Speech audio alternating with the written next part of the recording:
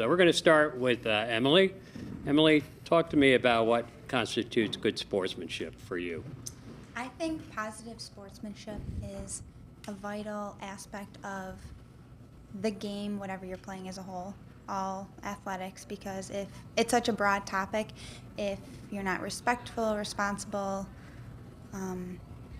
if you don't respect the game in general, if you don't respect your teammates, your coaches, if the fans also don't respect the game that they're watching, like I'm sure majority, if not all, we all hear the good sportsmanship speech before the game, they announce it, that it's vital for everybody. It's not just us, it's not just the fans, it's not just our coaches or the refs, it's everybody as a whole, and that's one thing with whatever sport you play. It's one thing that we all have in common, and it oversees everything. So good sportsmanship is the core.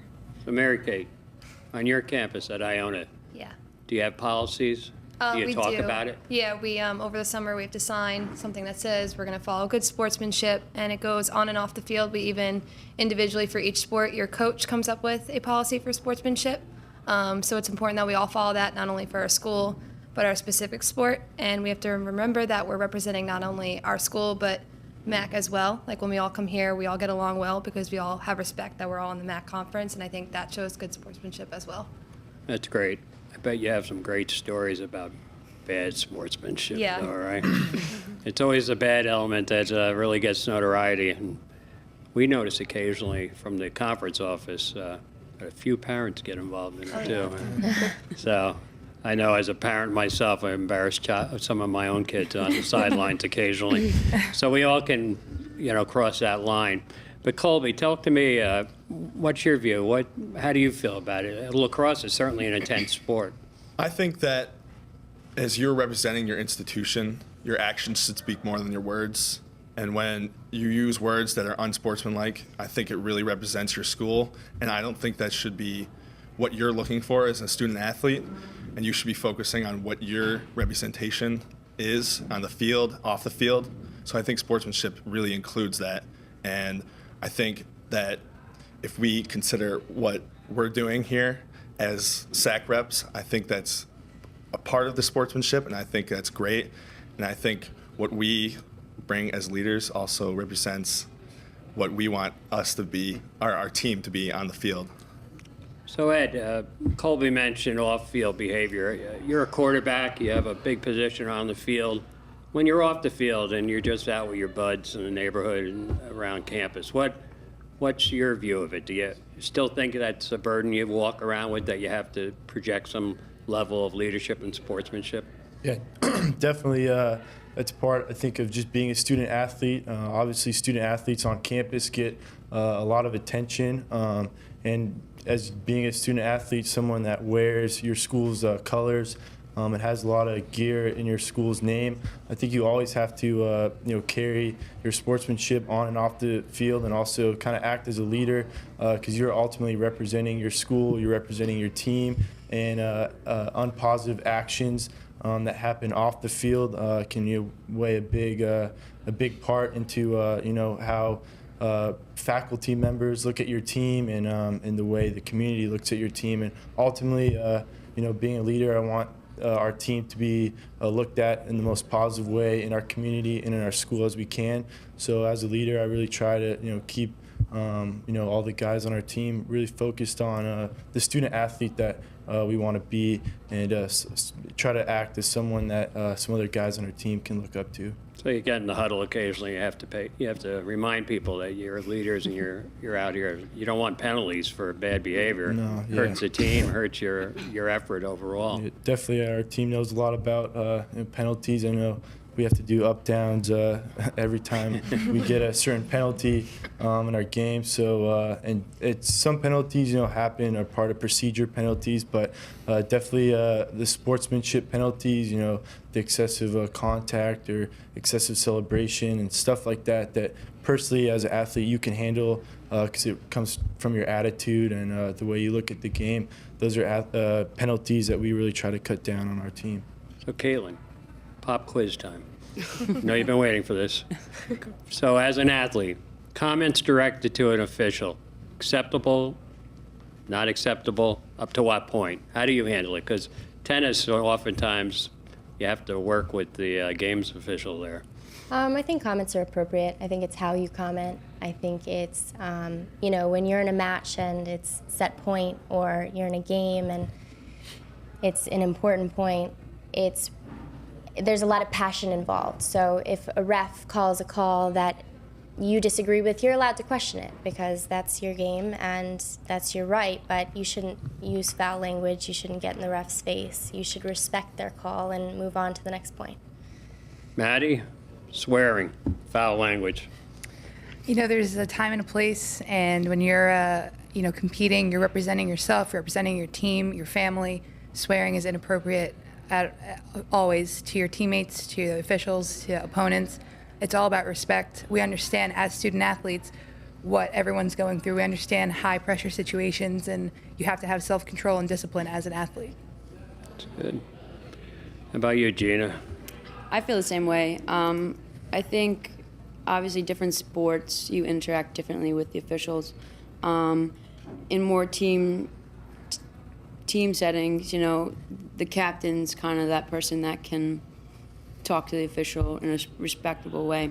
But I see the official as someone who is there equally both sides, just trying to do their best and call the game the right way. And I don't think the official should ever play a role in the game's situation. So I don't like talking to the officials, and some people do, but I'd rather just joke around with them. I know they're here. They want to have fun. We want to play hard. They want to do their job, and we want to do ours. So, who here has ever fouled an opponent intentionally? Is there a time and place for that? And where's the fine line? I don't think we have any basketball players here, but I think How about soccer? yeah, or soccer. Definitely. But no, I mean that stuff in about 99% of cases in sports, it's probably not the best move, but sometimes in basketball. I'll be honest, sometimes in lacrosse, I know there's other lacrosse players here, you get passionate, you might accidentally go after someone and be a little too aggressive and get a yellow card. It might not be I'm going after that particular person because they fouled me, but I think we need to be more self-aware of what you're doing, because that looks bad to your team also, and that can change the whole dynamic of the game. I know that from personal experience. People who get very passionate about something, they need to play well rather than play mad. And from a baseball perspective, especially as a pitcher, oftentimes you'll hear a lot of people talk about in the dugout, you have to have your teammates back. If some people in your dugout are thinking that pitcher on the other team is throwing at your players, if you're going to go out there on the mound for your team, you're expected to, if you're in a 2-out situation, no one on base, you're expected to, hey, if you really think that they've been fouling you up, if you really think that they're going after you intentionally, that if you gotta hit them, and you gotta hit them with the pitch or something like that. So what the point I'm getting at is that's a very widely accepted train of thought, but especially on my team, we don't really look at it that way. We really try to minimize 2-out base runners, especially. So especially from a competitive edge, we can't really afford to be giving away free base runners, and I think that everyone can attest to the fact that anytime you try and put emotions into the game, there's always going to be some type of consequence that you're going to pay that's going to take place on the field. So I think that there's obviously some type of spectrum in which you're going to take some of those actions, and intentionally hurting players, especially if you're going to be throwing a ball and you don't really know where it's going to go. I think that might be taken a little bit too far. But again, just in terms of the realm of the baseball world, that is a widely accepted practice, and one that I think a lot of teams need to try and curb. Well, and we've certainly had examples of people ending up in the hospital or breaking a leg, depending on the foul, or not just in baseball, obviously, but other sports. Emily, this question's for someone that spends a lot of time in the pool. That's me. So, exactly, as a swimmer.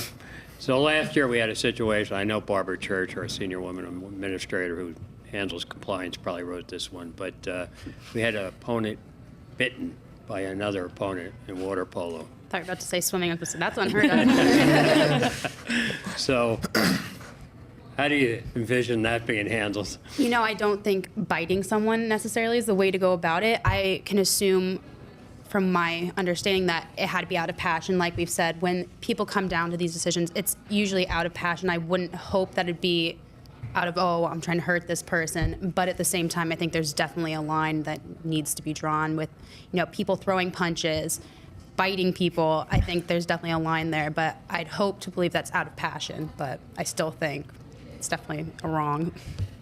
Let's get a few opinions on this. Are you a role model, and should you be? Of course. I mean, that goes back to just the sportsmanship, the fact that we're leaders on our teams and at our campuses. But, I mean, for the biting incident, that's just I got your ridiculous. attention, Yeah, huh? it did. Yeah, I perked Got up, our I perked up a attention as little bit. well. No, but the idea, I guess, behind it would be to get under your opponent's skin or get to Literally. right? No, to get in mentally, into the game, and that's not part of what we stand for. I mean, that's as leaders, I don't think so. You play the game right, you play the game hard, you play the game well, but you're not trying to intentionally get in their heads by doing things like that. Nicole, you a role model? Do you want to be one? I think I am a role model. I definitely want to be one. I think definitely it comes down to pride, especially at my university. You have to be proud of what you're doing, and if you fully believe in what you're doing and what you're saying, people are going to follow you, whether you're trying to be a leader or not. So I think at the end of the day, every single person here is proud to be sitting here representing the MAAC and representing their schools, and being a leader for us, obviously we enjoy it. Colby, you agree with that?